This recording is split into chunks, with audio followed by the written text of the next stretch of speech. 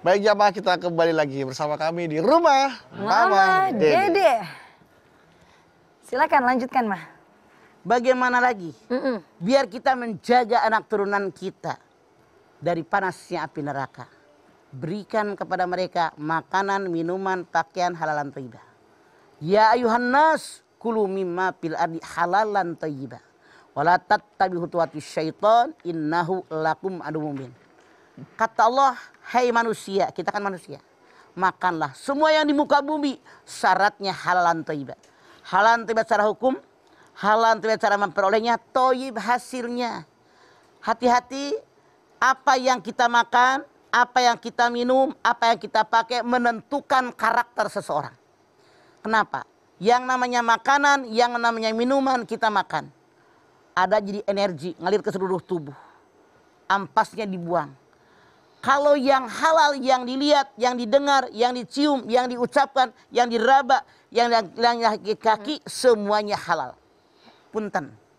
Zaman sekarang banyak orang ngomong begini, hari gini jangan cekan yang halal, yang haram hararese susah. Ya Allah. Ini pendapat yang salah. Manusia hidup rezekinya dijamin oleh Allah Subhanahu wa taala selama mereka bergerak kata Allah.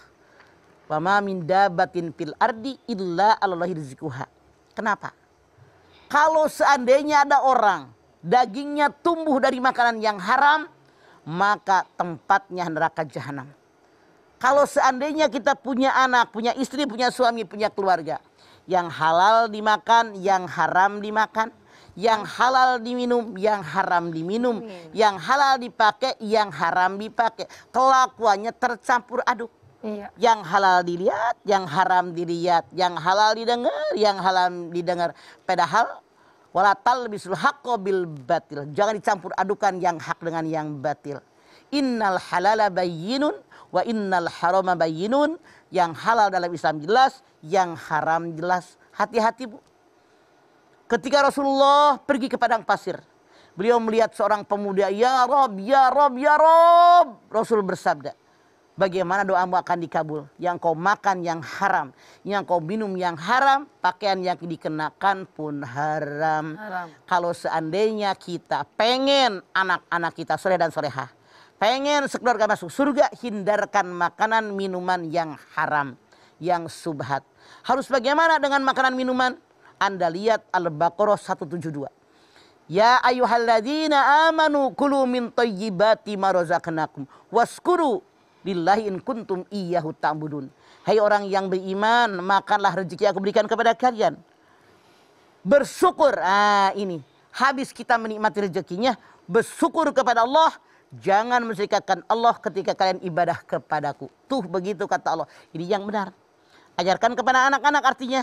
Sebelum makan bismillahirrahmanirrahim. Rezeki ini dari Allah. Ayo doa makan bareng-bareng. Selesai kita berhamdalah. Alhamdulillah ya Allah, bersyukur kita makan kenyang. Zaman corona ini orang-orang tetangga kita ada yang tidak kenyang. Iya. Alhamdulillah kita cukup makan, orang lain masih kekurangan. Alhamdulillah kita masih nyari menu, hari ini makan sama apa. Orang lain baru-baru cari menu, orang lain mikirin entar apa yang akan mereka makan. Berikan contoh kepada mereka dengan orang-orang terdekat. Insya Allah mereka akan mengerti bahwa kita wajib bersyukur. Makanya ajarkan kepada anak-anak kita tentang syukur. Karena sungguh ajaib perkara orang beriman.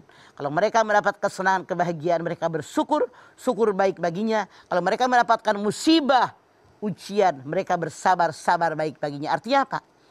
Kalau suatu saat, namanya orang hidup kan, ada ujian, ada musibah, ada masalah buat anak-anak kita. Kita ajarkan, ini hidup.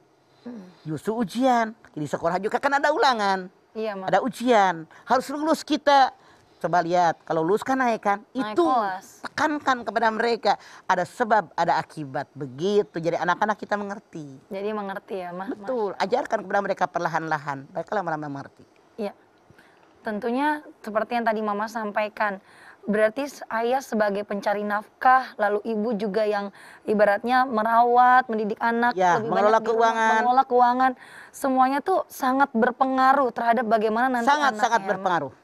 Karena maaf, karakter ayah, karakter ibu inilah pendidik pertama anak-anak kita. Ya. Bukankah Rasul mengatakan al-um madrasatul ula. Ibu-ibu ini pendidik pertama buat anak-anak. Coba anak-anak nggak bisa ngomong, diajarin sama mamanya, mama. Mama. Ya kan Bu? Iya. Anak-anak bisa tengkurap, nggak bisa serentak, emaknya bolak-balik. Nggak bisa melangkah, diajarin. Semua kita emaknya yang memulai. Makanya mulai dengan perbuatan baik, dengan akhlak yang Rasul ajarkan kepada kita. Insya Allah anak-anak kita menjadi baik karena kita mendidiknya dengan yang baik. Memberi makanan yang baik, halalan thayyibah insya Allah. Masya Allah. Amin, amin. Ada lagi? Oke, baik.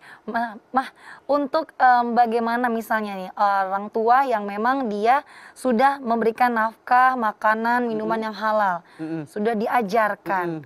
Lalu ketika saat itu di akhirat anaknya masuk ke neraka, apakah orang tuanya masih dipertanyakan oleh Allah, Mah? Kewajiban kita orang tua bekerja, berusaha, mendidik, mengarahkan sesuai kemampuan yang ada, diiringi dengan doa, hasilnya serahkan kepada Allah Subhanahu wa taala. Kenapa? Karakter anak dalam Al-Qur'an ada 4 kelas. 4, Mah. Yang pertama kata Allah qurrata ayun. Anda silahkan lihat Al-Furqan 74. Rabbana hablana min ajwajina wa dzurriyyatina qurrata ayun waj'alna lil muttaqina imama. Wajahnya cantik. Wajahnya tampan, sekolahnya benar, nilainya bagus, jabatannya tinggi, kekuasaannya luas. Secara keduniaan luar biasa, tapi ibadahnya juga hebat luar biasa. Masya Allah. Siapa yang pengen punya anak kayak begini ngacung? Kita Saya. semua pengen. Amin. Pengen. Titik.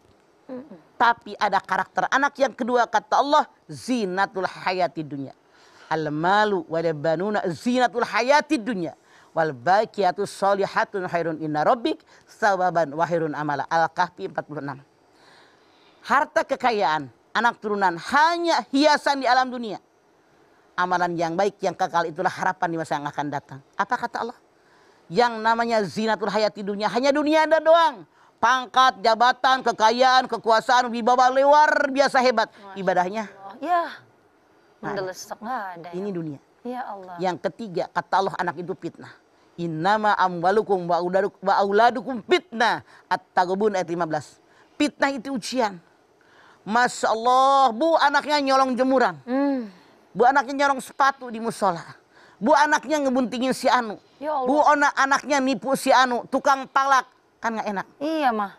Ini anak itu ujian. Dengan ujian wajib lulus. Insya Allah harkat derajat kita naik di hadapan Allah.